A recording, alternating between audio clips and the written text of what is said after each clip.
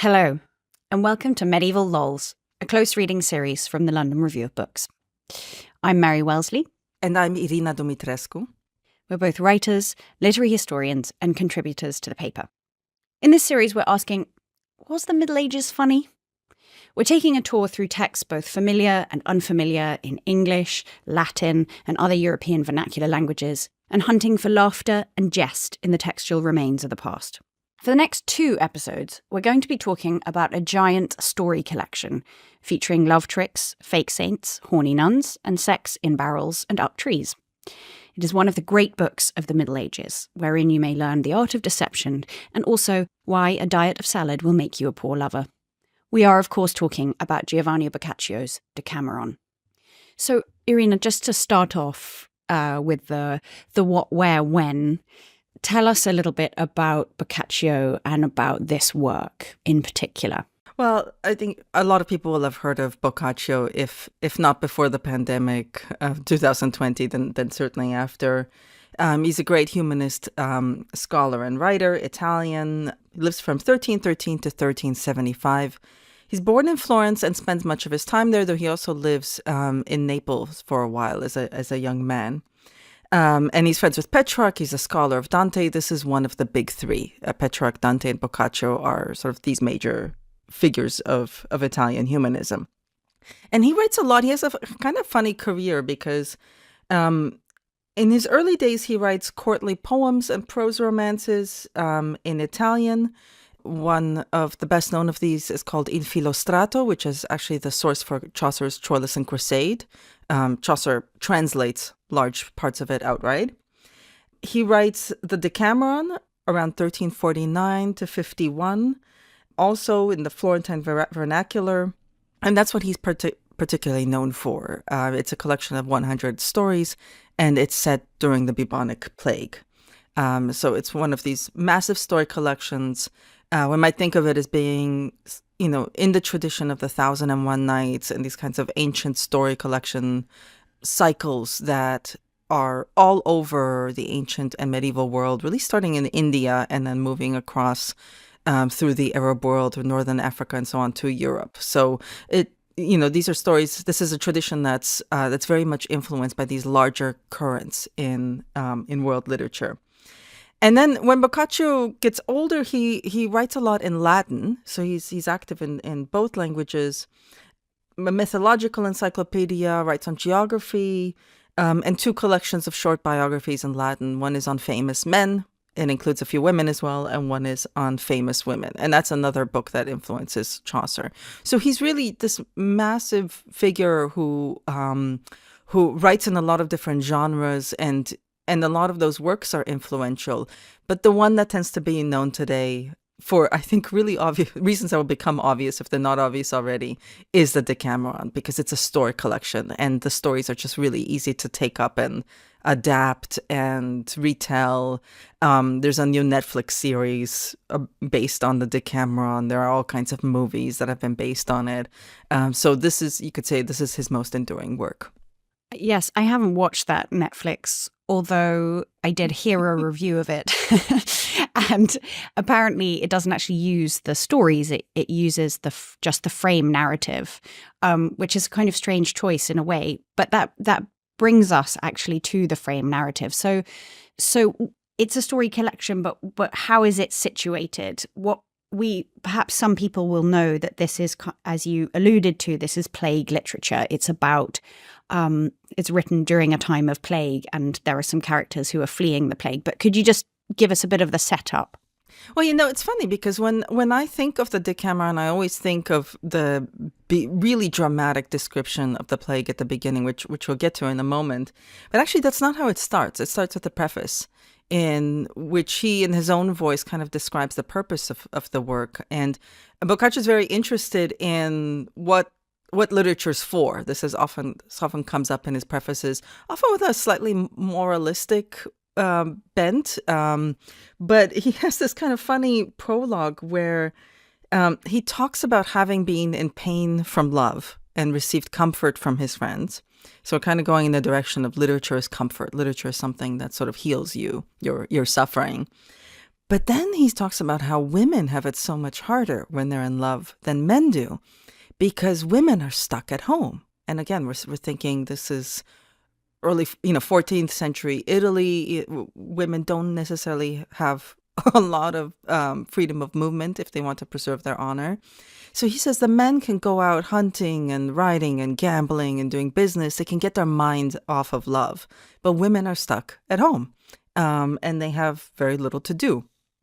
So he claims he's written these stories to help women and also to give them advice. So they have to kind of judge which behavior is best to emulate and which to avoid. So this is literature as guidance, as wisdom. I think this is the standard way to think about literature in the Middle Ages. Not, it's all self-help in a way. But the funny thing is when you actually read the stories, you have to wonder what it is that the stories are teaching. Yes, it's funny because after that preface, you kind of expect that what's going to come next is some kind of spiritual tonic. And actually what you get is a collection of stories that show the very basest parts of human nature and perhaps kind of shake the foundations of your of your belief in human beings as good and kind creatures. So we have this kind of preface, and then we get into more of the kind of frame narrative and what happens there. I mean, this is where we get this amazing description of the plague, isn't it? Yeah. But before that, he starts with a little more theory. He was really interested in his literary theory. And this one is interesting for us. He apologizes for the terrible stories or, terrible account he's about to give of the plague. But he says, if you're hiking in the mountain and you go up a steep and rugged hill, you enjoy the plain afterwards that much more. So basically, it's almost like a way of increasing the pleasure of the stories to come by putting you in this horrific situation of listening to the plague. So that's also just a very interesting way to think about pleasure in literature and humor. But he talks about the plague hitting Florence in the late 1340s, and it's a very dramatic description. I think one would want to say it's maybe overly dramatic, but given the death toll, it sounds like it maybe wasn't exaggerated too much. He talks about, he describes entire families dying and not being able to really be given a proper burial anymore, bodies lined up in the street, the way people become scared of each other, and even parents no longer tend to their own children, as though they were strangers, because the plague is simply so virulent. There are moments which are quite, interesting looking back. He talks about how some people react to the plague by quarantining themselves and trying to have as little to do with anyone else. And others react by living it up and just going out and drinking and partying. So you get both extremes. And there's this funny moment where he mentions that because there are so few people to take care of the sick, you wind up having kind of poorly trained male attendants caring for people. And women who would usually be way too modest to allow a man to see them perhaps naked or, in some kind of intimate position, get used to it because there's no other choice. So the female patients just have to deal with with male attendants. And he sort of the narrator speculates that maybe this is why women after the plague were just a bit looser, were not as sexually continent. I could think of other reasons, but it's a funny sort of description. So basically, we have this vision of a society in collapse. Crops are left untended. People just let their animals go. No one is taking care of anything really, of themselves or of the world or the usual rituals. And God is not helping at all either, which I think is important, that the prayers that people give to God don't really seem to help them escape either. So we arrive in a church, and 7 noble women, all of them very young, sort of late teens, early 20s, basically cook up a plan. And they decide that there's nothing left for them in Florence. They don't have very many servants. Being at home they're haunted by the ghosts of their dead relatives. It's basically just a horrific, traumatic situation. And they're in the church of Santa Maria Novella, which is a kind of little bit of a joke, right? Because what we're about to get is a series of novellas, right? Yeah.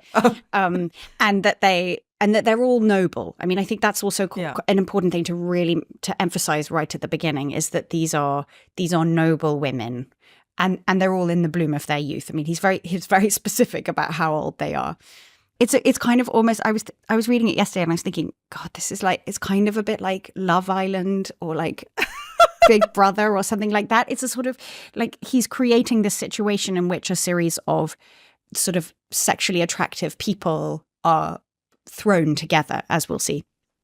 Yeah, and then of course they have the conversation, which is a classic conversation 7 women have when they're together, which is, we can't do this without some men to boss us around. So let's find some men who will think they're running things while we actually plan everything. And luckily enough, 3 equally attractive men in their 20s walk in. One of them is in love with one of the women who's already there, so we have a little bit of sexual tension. And the 10 of them all agree to run off together. They have just enough servants to take care of the actually pretty massive travel planning and provisioning, and organize the whole situation, and they leave Florence the next day. And basically they arrive at this nice palace, which the servants have taken care of it. There's plenty of excellent wine and food, and everything is spick and span. And they develop, as sometimes people do during a pandemic, a really clear schedule, working out what they're going to do at each point in the day. And they will each have to tell stories, one per day. And each one will sort of be the leader for one of the days. So basically we get 10 days, 10 stories each, one from each of the storytellers. And, then they also have their naps and songs and dances and little walks in the meadow, because that all belongs to healthy living. So it's a very uniform kind of setup. It's we'll talk about this later, but it's very much not like Chaucer's Canterbury Tales, where the tellers are from different walks of life and have their own very individual personalities. The narrator tells us at the beginning, in order to protect their privacy, he's not even going to use their real names. So he gives them these kinds of Greek names that make them sound like they're from a classical romance, for example. So we don't really know who they are. They're not as highly individuated as Chaucer's characters are in the Canterbury Tales. So then we get the first story. So can we talk a little bit about the first story? This is one of my favorites, I have to say. I'm not sure you like it as much, but I will try to convince you, Mary. It's the story. I find this also kind of interesting as the first story. This is the tale of Ser Ceperello, and Ser Ceperello is a merchant. He is someone who has basically he fulfills all of the worst stereotypes of merchants, which is maybe kind of interesting that it's all nobles who are telling the story. He's lying. He's scheming. If there's a chance to watch a murder, he not only goes to watch it, but sometimes he participates himself. There's an amazing line about his sex life where the narrator tells us that he treated women like a dog does a bone, but then with the opposite, he was even more enthusiastic. So basically, Ser Ceperello will screw anyone. I think this is the idea. He drinks, he eats, he's basically, he makes it a point to be dishonest and sinful. And he's on assignment in Burgundy. He's got to gather debts for this guy that he's working for, and he's staying with 2 Lombards. And nobody knows him, and he starts soft. So basically, he's been going around trying to gather the debts, but he doesn't really start extorting yet. And it's maybe worth knowing at this point, Lombards are known throughout Europe in the Middle Ages as moneylenders, right? And they're in a difficult position as any group that was known for money lending, because usury is illegal under church law. So they're doing something that's necessary for the economy, but nobody really likes him for it. And this is sort of the association of like Northern Italians are kind of coming here to run their sleazy deals. So he's staying with these two Lombards, and he gets sick, and he is. It becomes clear that he's going to die, and the Lombards are worried. The two Lombards have a little conversation, and they talk about how they have a problem because if this guy dies without receiving extreme unction, people will find out and basically use it as an excuse to drive them out of town or maybe even kill them. Or if he does confess his sins, then it'll be so much worse because he's associated, or they're associated with him. So they're in a pickle because this absolutely evil man is dying under their roof. He overhears their conversation and he comes up with a plan. and maybe also worth saying at this point, he starts to be called Ciapelletto, because this is sort of the nickname he has in Burgundy. So he says, no, okay, look, this is not a problem. Get me the most honest, virtuous old friar you can find, and I will take care of this. They do not really think this will work, but they do it because they really have no choice. And then when the friar comes, Ciapelletto starts to confess, and he wants to confess his sins. And what we get is the most long, elaborate confession of a man who is impossibly virtuous, right? And who is so convinced of his own sinfulness that he can only become more virtuous by it. So he says, well, I don't even want to tell you how often I go to confession because, it might tempt me to pride, right? So, of course, he confesses all of the time, but he's so bothered by his own sinfulness that he wants to make a full confession of all of his sins from the beginning of his life to the present. And as the friar is amazed at this guy's incredible holiness, that he would confess the pettiest imaginable mistakes. I think maybe this is a good point where I can just read a little passage aloud that will give us the flavor of it.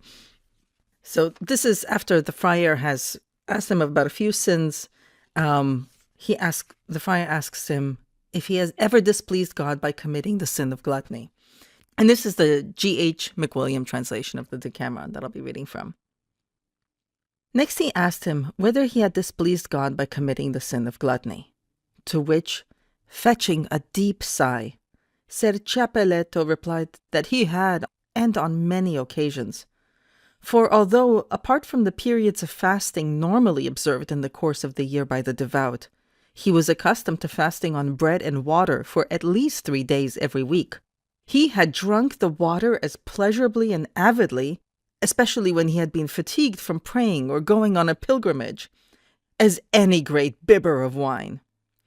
He had often experienced a craving for those dainty little wild herb salads that women eat when they go away to the country. And sometimes the thought of food had been more attractive to him than he considered proper in one who, like himself, was fasting out of piety.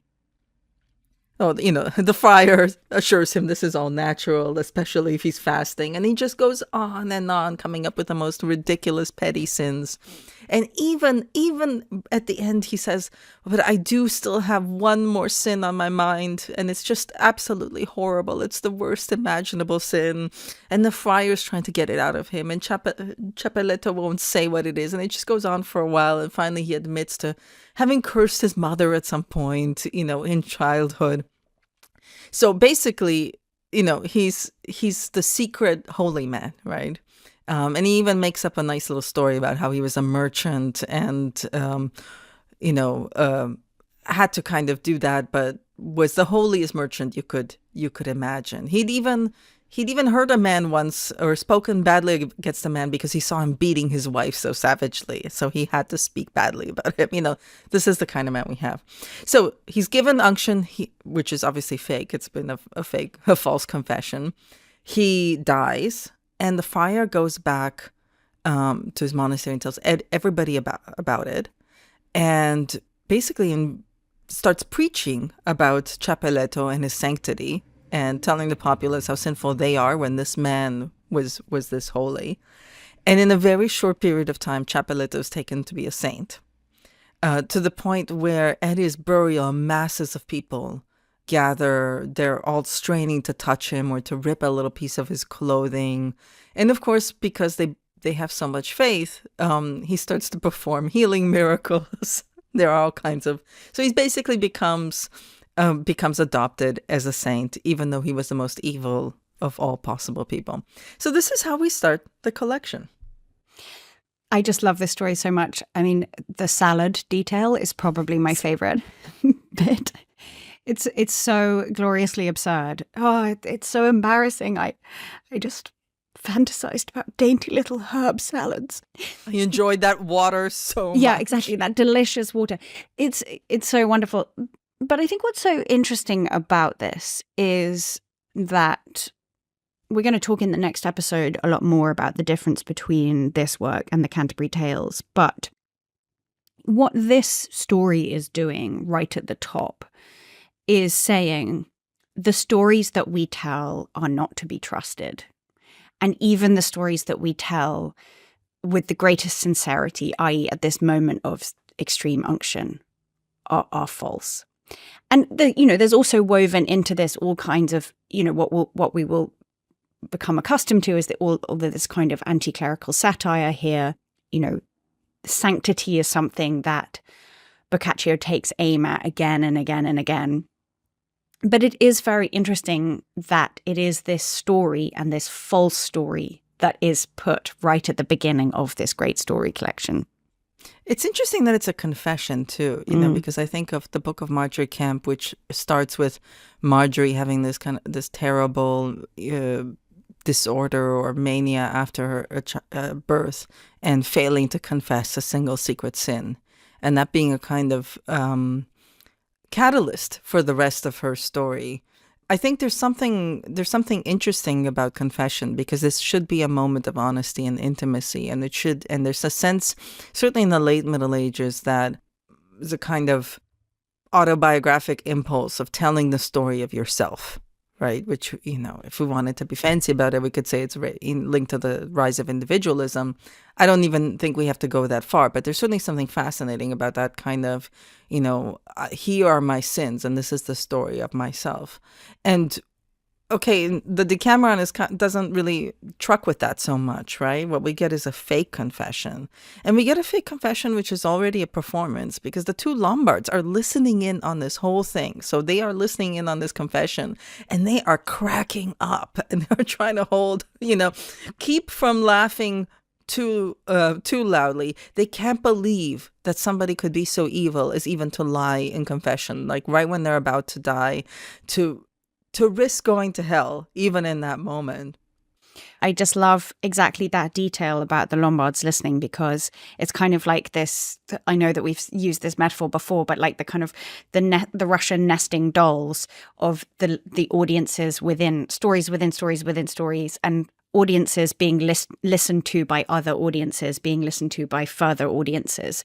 So Cappelletto is telling this story, being listened to by the Lombards, who are being listened to by the 10 nobles who have gathered in this palace, who are being listened to by us, the audience. And, we should probably imagine that, yes, this text would have been read as part of private reading by some people, but also that communal reading was a really big thing in the Middle Ages. People sat down together in a group to listen to one person read a story aloud. And so you can imagine all of these wonderful sort of layered audiences listening to the falsity of this story.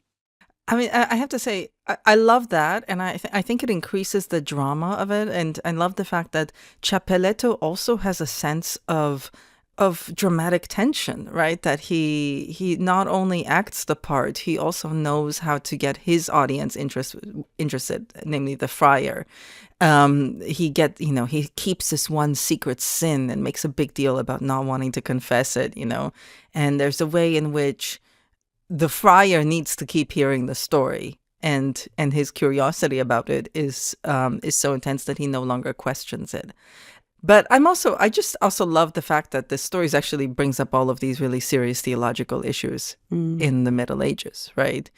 One of them is, can you just confess your sins at the end of your life and be done with it? Like, I think that's sort of the flip side is, what if Cappelletto had confessed all of his real sins. Well, the friar says it. He says to him at one point, right, the most wicked people, if they made a full confession, God would forgive them. And so there's a kind of funny sort of way in which this story points at that. Well, what if you did every wicked thing and then just confessed it at the end? Would that be okay? Would that be so much better than what this man is doing? There's a theological question whether sinful priests can administer sacraments that are still effective. And if my memory is right, the answer is they can, right? Because it's the grace of God. It's not the person.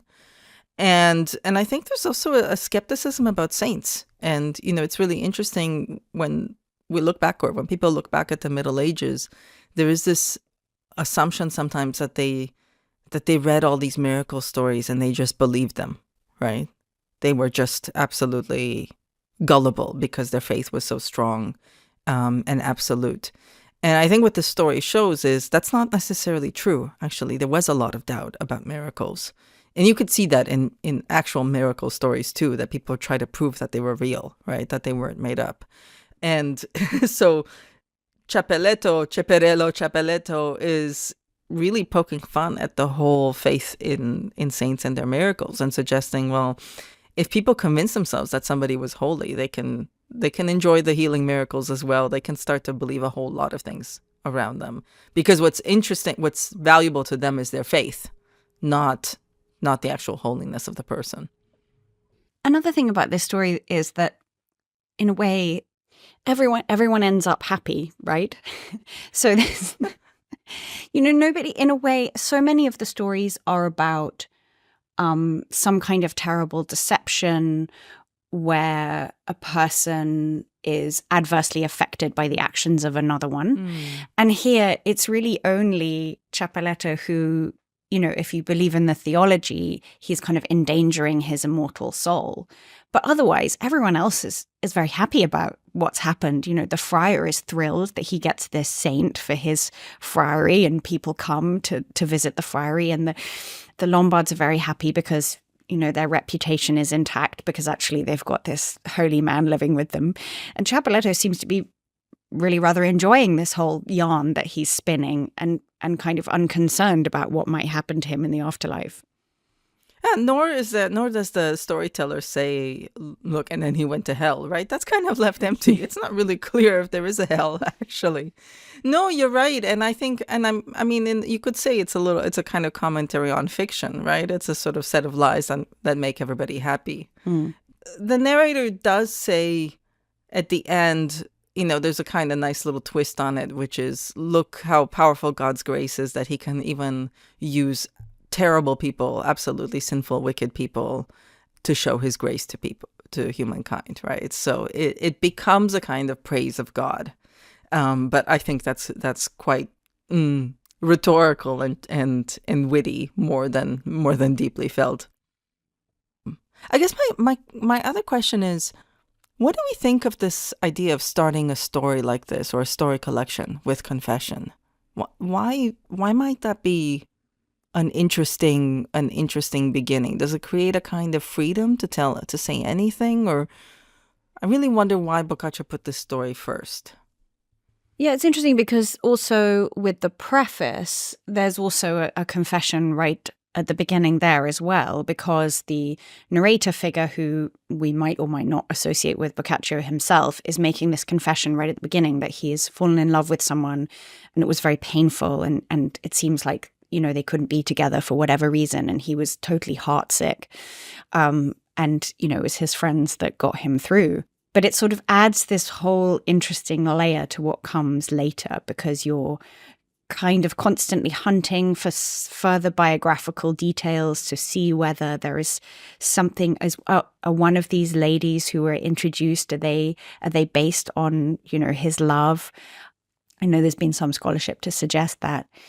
And then you have this other confession. So I think it's all of this, I read it as this layering, this drawing attention to the artifice and adding these layers of complexity that make us, as you say, kind of question the artifice of the fiction itself. Yeah, and I wonder, I think the interesting thing about confession is it's supposed to be an ethically or morally improving thing to do, right? It is supposed to be a step in the path of cleansing your soul to some, in some sense. And yet it's actually, certainly in the medieval mindset, it's kind of a dangerous thing to do, because the person who's confessing might confess to something that could tempt the priest, right? Or the person who's taking the confession. Or it might be that the person who is confessing someone else, in their attempt to find out the exact nature of the sin, could give them ideas for new sins to commit. So there's something actually quite tense about confession. And this is something that's made explicit in medieval texts, right? That it's a little bit tricky participating. And I wonder if this doesn't also, to some extent, complicate what the narrator tells us at the beginning. Well, read these stories, see what you think is valuable to imitate, like which behavior is good, which behavior is bad, think about it. On the one hand, that's fine. That's a great way to read literature, is to make up your own mind. On the other hand, confession involves temptation and curiosity and desire and performance. And there's a sense that a text might have power over you, or a story might have power over you that you can't fully control. Okay, Irina, I think on that note, we should go to the sexy nuns. This is day 3. It's the first story of day 3. So we've moved ahead a bit. We've had, because there are 10 stories on each day. So we've had, day 1, day 2, and now we're into day 3. And this is the opening story. We know from the frame narrative that they start their storytelling right after breakfast. So they've had their breakfast. It's fairly early in the morning, and this is the first story they're greeted with. Yeah. So this is the story of Masetto of Lamporecchio, who's a clever man and a good-looking man. Interestingly, although he's a peasant, he's very good-looking, although he's a peasant, which is weird. How could we imagine a hot peasant? But Boccaccio asks us to do such a thing. So he basically is hanging out without much to do, and another man comes and complains about the job he just quit as gardener for a nunnery. And the man complains that he just was worked so hard and he couldn't keep up with the labor, wasn't paid enough, and so on. Masetto has other ideas about how this could be an interesting situation, because he knows that nuns might have devoted themselves to God, might be the brides of Christ, but are still women. And so he figures, nobody knows me there. It's a little bit like our last story, that travel allows you to take on a new identity, right? In this case, Masetto pretends to be mute. He pretends to be a deaf mute, or the word in our translation is dumb. And that's probably actually a good word, because, he arrives, he starts doing odd jobs around the convent, and pretty soon he's hired on to be the gardener. And this is a weird, slightly disturbing glimpse into ideas about disability in the Middle Ages, because the nuns all assume that because he's mute, he's also mentally handicapped. That seems to be the sort of the base assumption. They make fun of him, they tease him in unpleasant ways. So we're getting the sense of him being kind of the butt of their jokes, and also that he might be playing along. He might also be pretending as well. So he's doing all of this garden labor. He's also a big, bulky guy, so it doesn't trouble him at all to be doing all of this, chopping wood and tending to the garden and so on. And when one day 2 of the nuns get an idea, and they notice how good looking he is and how buff, how strong. And they feel sad that one of them is saying, I feel sad that I've never lain with a man. I've never had that experience, and wouldn't it be wonderful to do that? And the other one says, you mustn't do that. She's like, but look, no one will know. It'll be completely fine. And we break all kinds of other rules. Why not this one? Right? And she's heard that, being with a man is the greatest pleasure that there is. So they come up with a plan, and they agree to take Masetto to a shed and to take turns with him, and, communicating through signs what they want. And he, sort of lolls his tongue a bit and kind of grotesquely plays along, pretends not to understand. But essentially we get the sense that one of them stands outside the shed keeping watch, and the other one has sex with him inside. And then they keep switching, and then they do it a few more times just to make sure that it really was as good as they thought it was. yeah, so then the other nuns find out, and before long he is servicing all of the nuns within the community. But we also should say that there's been a lot of chat about how he's the gardener and he's going to tend the garden so beautifully, and this metaphor is constantly played with. And so before long he's tending the lady gardens of the entire spiritual community. Except the abbess. Except the abbess, yes. The abbess, who thinks she's quite clever, but has no idea about what's going on in the convent, is walking around one day. And at this point, poor Mazzetto, he has to work day and night. He's absolutely exhausted. And he's just lying there with his tunic up and everything showing. It's a great line. It says, "Too much riding by night had left him with very little strength for the day's labours. And so there he lay, with his clothes ruffled up in front by the wind, leaving him all exposed. Finding herself alone, the lady stood with her eyes riveted to this spectacle, and she was seized by the same craving to which her young charges had already succumbed." Yeah. So they... So anyway, so then the abbess also has her lady garden tended by the hunky peasant gardener. Mazzetto. But then he basically becomes very tired, and he basically loses his temper with her and says, this is completely impossible. How can I possibly service all of you? We should read this bit. So he says to her, "I've always been given to understand, ma'am, that whereas a single cock is quite sufficient for 10 hens, 10 men are hard to put to satisfy one woman. And yet here I am with 9 of them on my plate. I can't endure it any longer, not at any price. And as a matter of fact, I've been on the go so much that I'm no longer capable of delivering the goods. So you'll either have to bid me farewell or come to some sort of an arrangement." Poor Mazzetto has been worked to the bone. Now, we need to talk about the miracle. Yeah. I'm getting to the miracle. God. I'm getting to the miracle. Stop distracting me. So, of course, at this point, the abbess has thought that Mazzetto is unable to speak. And so she's suddenly astounded by this incredible miracle that has occurred. And she decides that she's going to come to an arrangement. And so he then becomes... So we've heard earlier in the story that there's a steward at the abbey, and conveniently some days later the old steward dies, and therefore Mazzetto is able to become the steward, and they put the story around the kind of local community that this great miracle has been performed, and the formerly mute gardener has now been given the gift of speech, and through the holiness of the nuns, it should be clear. Through God's loving grace and through the holiness of the nuns. And therefore, he will now become the steward. And in this wonderful way, it says, he fathered quite a number of nunlets and monklets.